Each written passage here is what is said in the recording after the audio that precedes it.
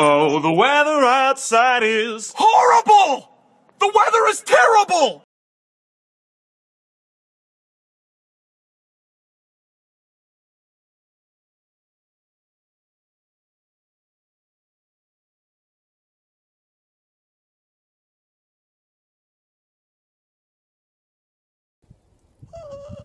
Texas, are you kidding me? My car.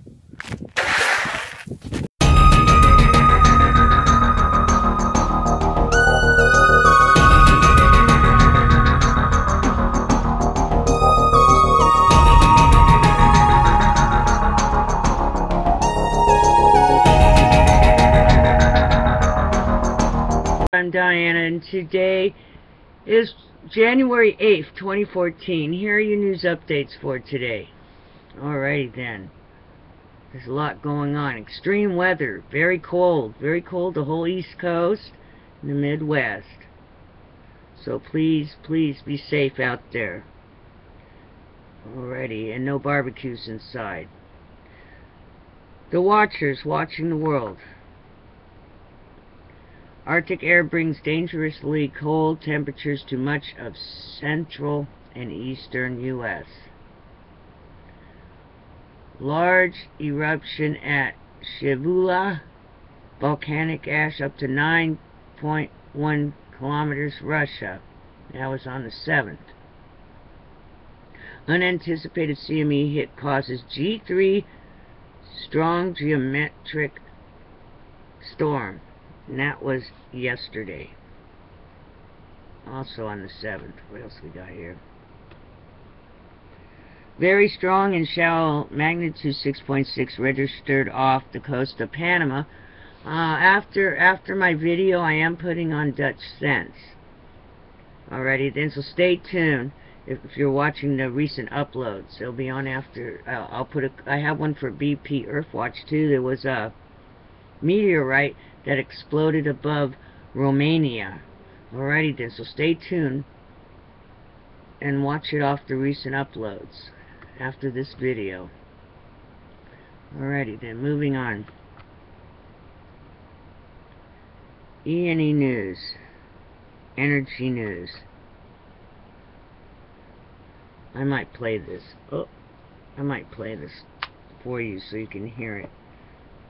Mysterious seabird deaths. There we go. It is a West Coast mystery, a mass die-off. Now, scientists are trying to determine why thousands of tiny seabirds have washed ashore from California to BC. They're called Cassin's auklets. Deborah Goebel has the story. A CBC radio listener from Haida Gwaii calls into the Prince Rupert station.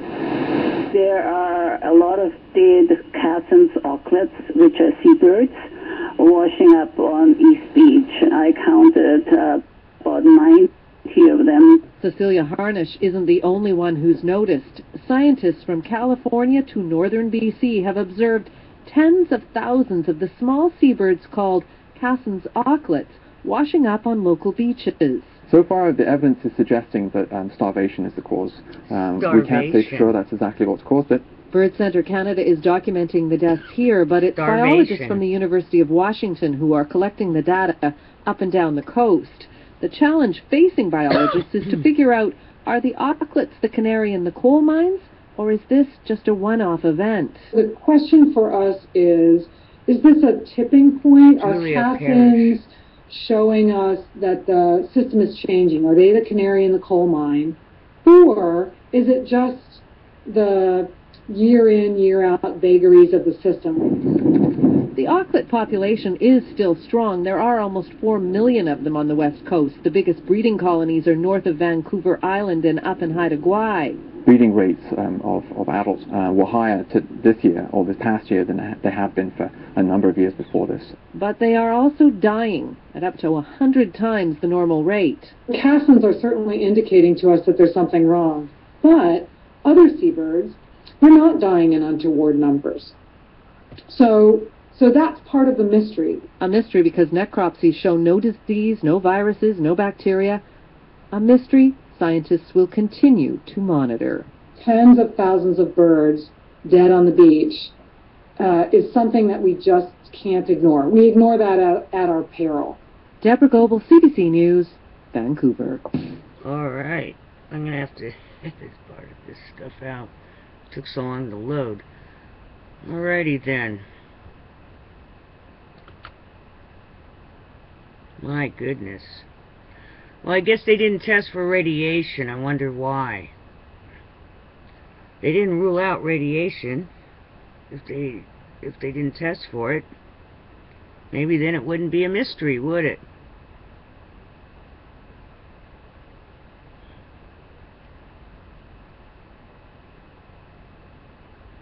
I was also listening to Tom LIPSHU. He was on Rage Against... What's this called? Let me see if I can get this up. Rage Against the Regime. And it was a good show. Very interesting. I'm going to play one part of it. They had a caller that seemed... that I guess had a relative at NASA. And it's a radio show, so you're not going to see anything anyway. But, listen to this one.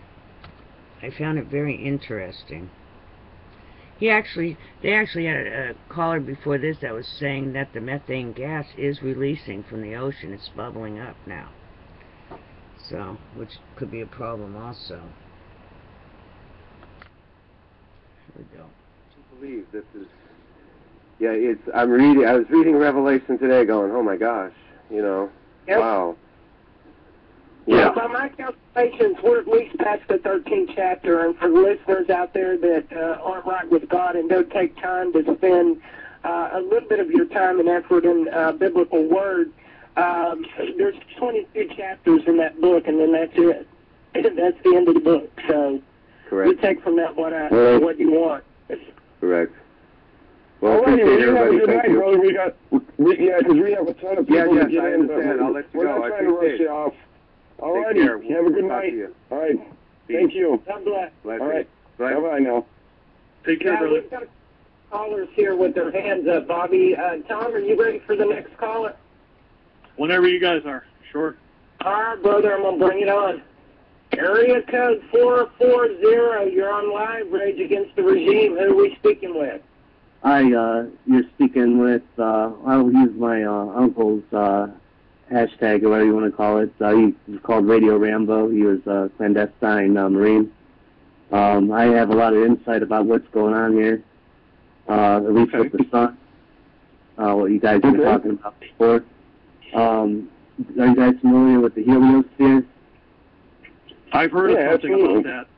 All right, it's the magnetosphere that the sun gives off to protect the whole solar system, and it's been weakening. And so you're seeing these spots on the top and the bottom of the sun, similar to that you see Aurora Borealis is on the top and the bottom of the Earth. So what's going on is the sun is actually something funky going on with the sun, or that we've entered a more denser part of the galaxy. Hi, everybody. Look at the huge coronal hole in the sun. I've never actually seen one that large. And that's all feeding back into our Earth. And I mean, you can look this up at on NASA and whatnot, that our magnetosphere for Earth has weakened by 15%. And that's all they say. But what that means, and that's over like the past 100 years, but it's also been accelerating. But the main point being is a 15% reduction in the heliosphere also means 15% more solar radiation reaching the Earth. So there's a twofold thing going on here. I mean, obviously the CO2 and the methane is definitely something to worry about, but the reason that they're building all these bunkers and everything underground is not because of the CO2 and the methane, it's because of the more solar radiation reaching the Earth's surface. And you can see this, cancer rates are skyrocketing over the past 100 years. Nobody can say why. They'll say lead, and they'll say CO2, and they'll say poisoning, but you guys got to trust me on this. There's more actual radiation reaching the Earth.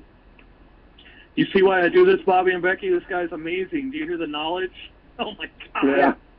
Yeah, absolutely. So I got a question for you, brother. You are you're very knowledgeable and well spoken on this whole deal. do you believe, or I'll just throw it out there, not that you believe, but you think that maybe this could be a lot of the reason that they're doing a lot of the chemtrailing to try to keep that radiation from reaching the surface of the Earth so much? They're spraying barium and aluminum, mostly barium. Barium is known to absorb radiation, so what they're doing is they're spraying barium in the atmosphere because the magnetosphere has weakened, so they're trying to absorb some of that radiation into the barium so that the full 15% doesn't reach the Earth's surface. Wow. Wow. That's We crazy. thought they were trying to kill us. No, it's not poison. Actually, no, the people in charge want to live just as much as you do. So they're just trying to extend the inevitable. You know, I always thought about that too. I thought, why would they spray themselves? Why would they contaminate the air and their children and the air they breathe and everything else? Because I always knew that there was some reason that they were spraying up there, and you brought something to the table that just completely takes away a lot of the theories on a lot of things that people come up with. Seriously. I could back it up, but I got to stay quiet about it. I mean, I do have family in NASA and stuff, so... That's understandable. So. Yeah, never give up your sources, brother. Never. Ever. Nope. Yes. I know my uncle always told me I was born on a special day, and that I would see what my day was, and I was born on 8/11, and he always pointed to Revelation 8/11. So, but what you brought to the table tonight totally makes sense. A lot. Yeah. So, all right, bud. I just wanted to give you guys that information, and God bless, and have a good evening. Outstanding, sir. All right. Thanks for sharing. Hey, and I'm in Ohio too, man. Casey was right. Caller. I heard the 440. Yeah. Caller, can I ask you a question before you go, sir? Sure, yes, go ahead. Okay.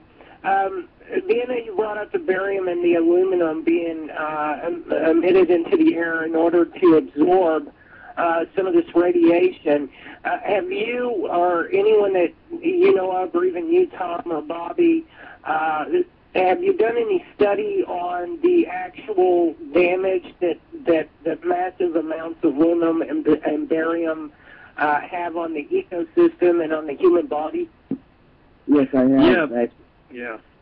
That's why Monsanto is, they're currently, all their seeds that they're bioengineering are barium and aluminum resistant. Wow. And can you tell the listeners out there what this means to the genetics or the mutations of cells in humans? Well, heavy metals on your cells are not good. Anyways, they work, once they're broken down, they work like an enzyme, and they start cutting away at the DNA. And any cut away at the DNA can cause mutations and aging or rapid decomposition of cells, is what you want to call it. Okay. All right. So we're kind of damned if we do, then damned if we don't. If we don't have this omission of chemicals in the air, we're exposed to a higher rate of radiation. Obviously, you've proven that. Well, it's not a chemical. They're heavy metals, but they do use aerosols to keep them afloat. Well, and it's getting in our water supply, and it's also getting in the wildlife. So we have to take that into consideration as well. Those are food sources, and water, obviously, we need to survive. I really appreciate you sharing that with me. I'm going to go back and do a little bit of homework, a little further and more in depth on those things. And that certainly explains why we have, when you look on those live feeds for radiation levels, it certainly explains why globally we're having hot spots where we are. Oh, yeah. Yes. Oxford journals can show you where the hot spots are. There's one currently over the northwestern Pacific, one off the coast of Brazil, one off of one in the Indian Ocean between Africa and Australia. I mean, all I can tell you guys is that it's kind of a lose-lose. It's not really a win-win. Eventually, they're building their bunkers at 60 feet deep for a reason, because the last time this happened, everything on the Earth's surface was cooked at 60 feet deep. And I'm not trying to be like the bearer of bad news, but I mean, that's the honest truth. If we get past 35% reduction in the magnetosphere, there will be enough radiation on the surface to harm a lot of people. Okay. So, wow. I'll leave you guys with that. Like I said, Godspeed. You know, hopefully there'll be some intervention and we won't get to that point. And that's all I want to say. God bless everybody. God bless you, brother. God bless you, brother. Have a good night. Thanks for coming in, brother. Take care of yourself. What an amazing call. Yes. And again, that's why they do this, guys. The information just flows. And like he said, if there's not some type of intervention here, I mean, that's some pretty deep stuff. I mean, man. You know what? Let me give out the phone number. A lot of people are asking me what the phone number is. Alrighty then. He also goes, Tom LIPSHU also suggests that maybe that's why all these volcanoes are going off. But they're in the lower atmosphere, but I guess if you had a super volcano go off, the ash would block the sun rays from coming in. So we'll see about what's going on with that one. Wow, reminds me of that movie, The Knowing. Alrighty then. Alright. So everyone take care, be safe, and I'll see you tomorrow on the flip side. Alrighty then. Stay warm.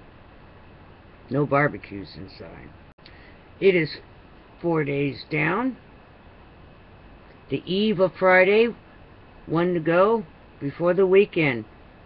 Alrighty then. Hang in there. We're almost there. Be safe. Here comes another one. Tonight, a winter weather advisory is up across much of the South, from Texas and Oklahoma to Georgia and the Carolinas. This is why. A new and potentially dangerous storm, packing freezing rain, ice, and snow. It's the same kind of storm that caught Atlanta off guard 2 weeks ago. With more than 900 accidents reported and over 100 injuries, some desperate commuters decide to abandon their cars and seek shelter. Others, some who report spending over 10 hours on the road, turn to social media for help.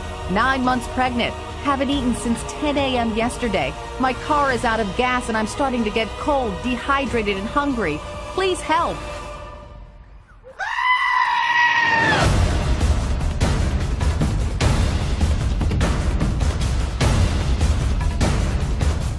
I accept responsibility for the fact that we did not make preparation early enough to avoid these consequences.